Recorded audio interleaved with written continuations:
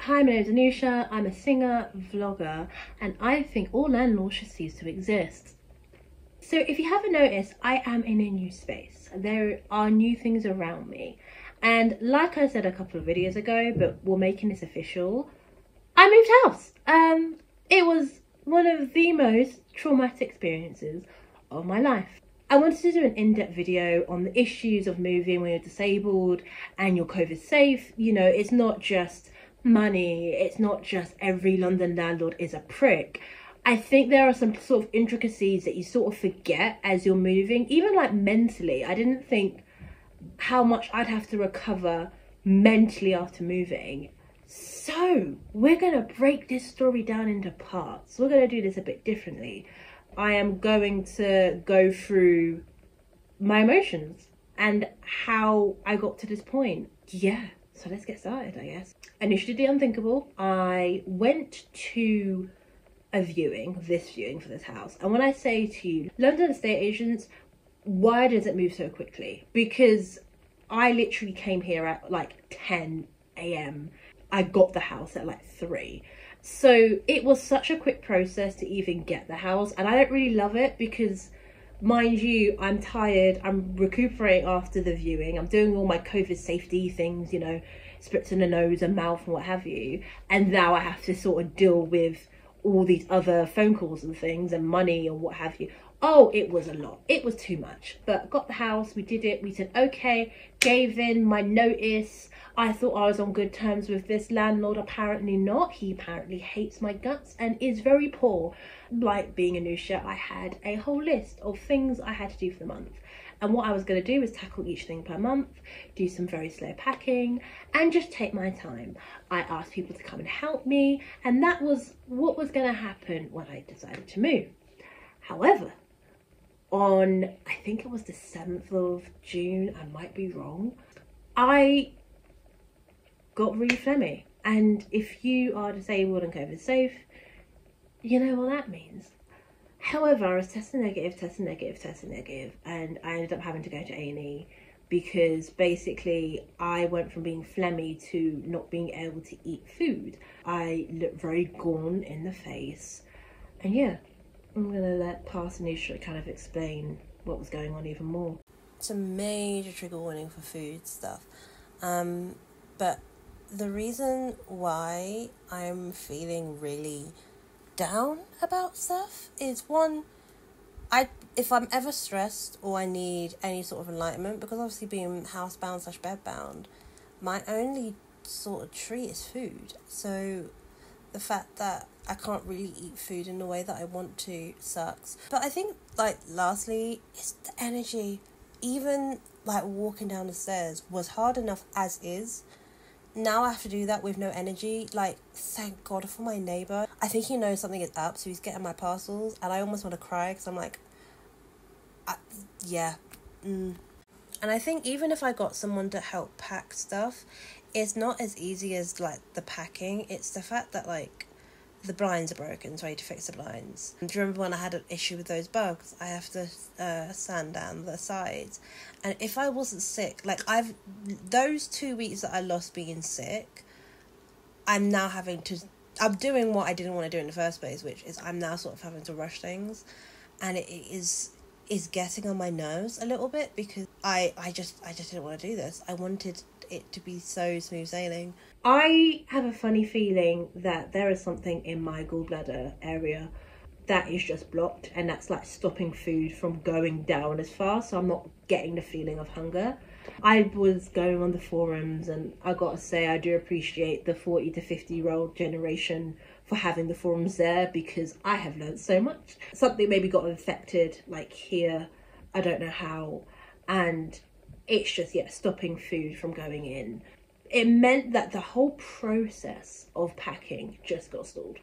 Like, I couldn't clean, I couldn't do anything, I was just stuck in bed. I even had to take a week of work. I couldn't concentrate on moving. I just had to concentrate on the I cannot eat thing. Bad news is it doesn't look like I'm eating for a while. I don't even look the same. It's annoying me. I'm eating like small snacks, and I guess I can just regularly eat snacks and hope that kind of helps. I had an Oreo and I kind of spat that back up.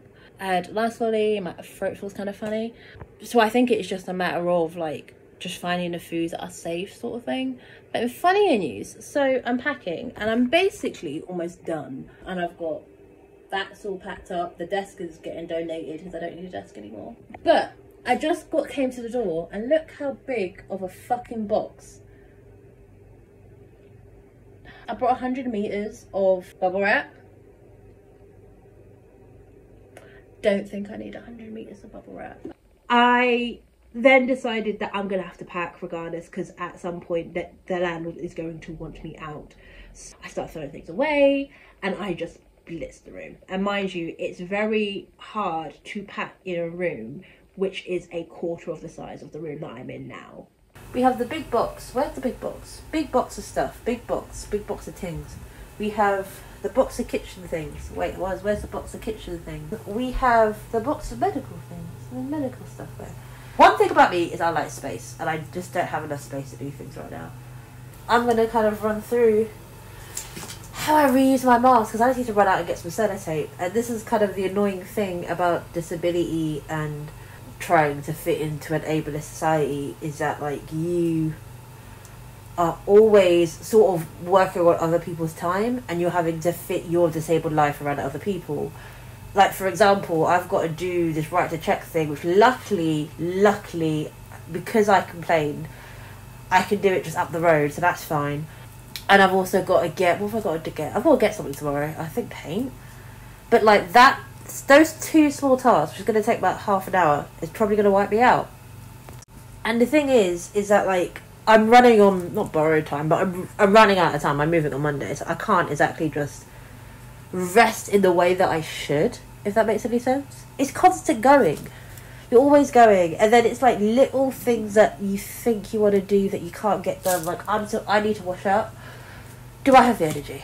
You know, I need to take the bins out. I'm going to try it, but do I have the energy? There's always something to do, and I feel like I can't get everything done, and it's just, I don't know, I'm complaining, I'm bitchy, I'm taking the mick, but more importantly, wear your mask. Wear your mask. COVID is everywhere right now. Wear your fucking mask. I also think I forgot that when you're black and you're masking, you are just, it's like you almost draw a metaphorical red target on yourself.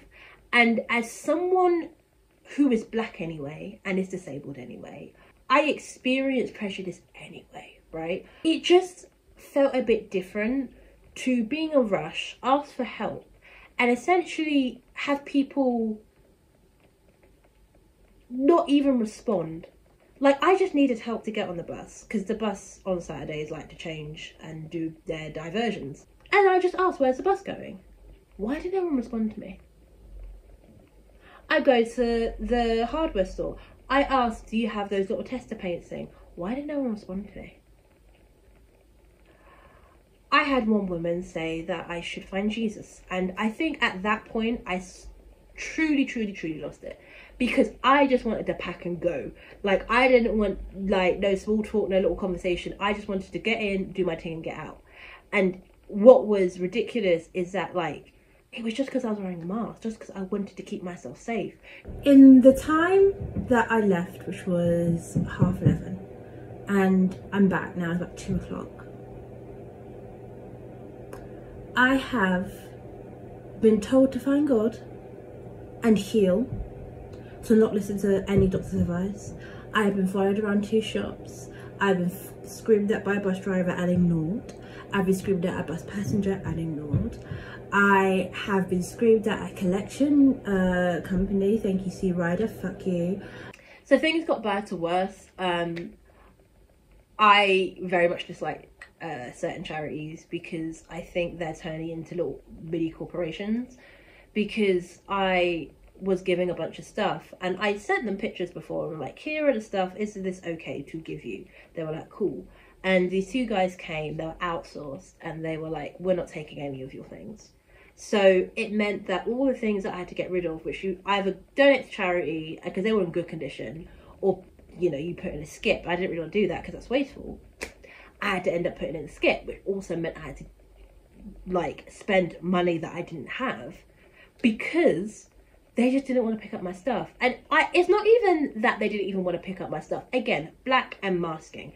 They just left without a word. They didn't say anything. They wouldn't even look me in the eye. It was only when, being Anusha, I chased them down the street that they were like, oh, sorry. And they still wouldn't really give me an explanation. They just kind of were like, bye. And one of them threatened to leave my stuff on the street. And then threatened me on the street. Again, but that's okay. Because I'm black and I'm masking. Not even the government, because unmasking, it tells people that this life is not valued, therefore this is how it's going to go down. And it's unfortunate because it could all be so simple. It could all be so simple, but it's not. Instead, I'm being berated down the street by people who just don't want to see me survive. Fuck this, man. Like, look, that's what I've got to take, including a mattress and a chair. And I've got to do all that by myself. So, we get there slowly but surely. I recuperate. If you don't know, one of my guilty pleasures is to watch 50 Shades of Grey, because it is one of the worst movies in the world. Like, awful, awful, awful movie. But what I do is I watch all the 50 Shades of Grey movies, and then I watch the analysis movie by Folding Ideas. It's like my whole day, but it brings me so much joy because I love ragging on bad movies. It's a very bad movie. But I did what I needed to do, and the fact that I actually ended up packing in the condition I was in, like, I gotta give myself a round of applause.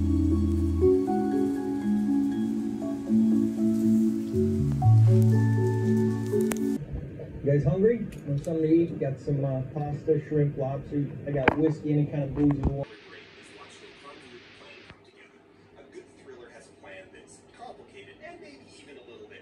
Alright, last little bit. I'm kind of happy to see the end of the people here. I know it sounds really mean, but like, I've had so many racist experiences within the space of 48 hours, so I'm ready to go. I think everyone knows that I'm going, apparently, so I need to leave. I brought myself some millions to like cheer myself up, but I just realised that I have a food thing, so it actually might make me sicker, who knows. Done cleaning up the apartment. Just need to clean that mess up and bring my air purifier home, and I'm done. And then I'm going to bed. You can see this is 1 hour sleep bags here. I've also brought a steamer, so gonna steam the apartment, the new apartment, and then yeah, bedtime. Done. I've painted the apartment, if you can tell.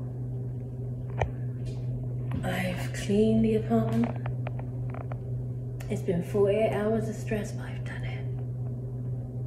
And now I've got to isolate for 2 weeks and hope I don't get sick with COVID, but I'm done. We made it to the new flat. I'm here. I didn't pass out. Well, I did pass out. I did pass out for like 30 days. I got here in one piece mostly. I went to the old flat and I cleaned and things like that. But apparently it wasn't up to snuff. Because my landlord then said, well, I'm going to take all your money. Thank you for staying in my place for 2 years. Hope you're well. The worst part of this whole bit, this whole story, is I'm not surprised. I'm not surprised he took all my money. I mean, this is the same landlord that would allow dangerous tenants to be in their flat and, you know, knew what was going on, but just decided to do nothing because money. You know, this is the same landlord that allowed babies to live in not even a 1-bedroom apartment, a studio apartment, which is, again, half the size of this room. A newborn baby because money. You know, this is the same landlord that knew I was disabled and knew what was going on and knew that there were so many things that were wrong with that apartment. Mold. You've seen some of the vlogs where I've like even shown the mold. We have my electric, and I didn't have electric a couple of times. I ran out of water. I ran out of hot running water in that flat. I had to jimmy the hot tank with a screwdriver. And this motherfucker really said, that's great, I'm going to take all of your money. And the fact that when I said this, that no one batted an eye, because this is such a regular thing that happens. But it makes me realise that half of the reason that we don't see musicians and artists and creators in general creating as much as they can is because we're trying to make rent.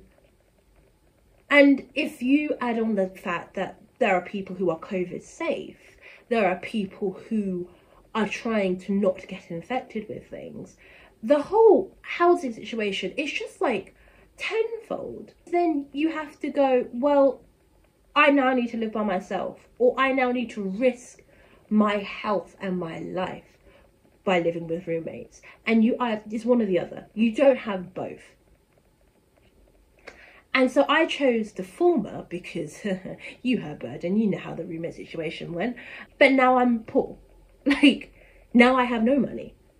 So how am I going to make music? By the skin of my teeth is how I'm going to make music. But this is kind of what frustrates me about the housing crisis, is that so many things that people are pining for, like art from working class people, it's the fact that these corporations, these landlords, these institutions will allow us to be homeless or live in spaces that are subpar. And if it means that they have to pull back on the art, then so be it. I just don't think that's a fun thing. Like, I really don't. That's where we're at. Like I said, I am very grateful for this new place. I'm grateful for the space. I'm grateful for your support. I am grateful that I'm fine. This is the first time that I've ever had safe housing. Ever. In my life. I've been Anusha. Please like and subscribe and all that jazz. I've hit 150 subscribers, which is actually kind of fun. And yeah, I hope you're safe. I hope you're okay. And I will catch you on the next one.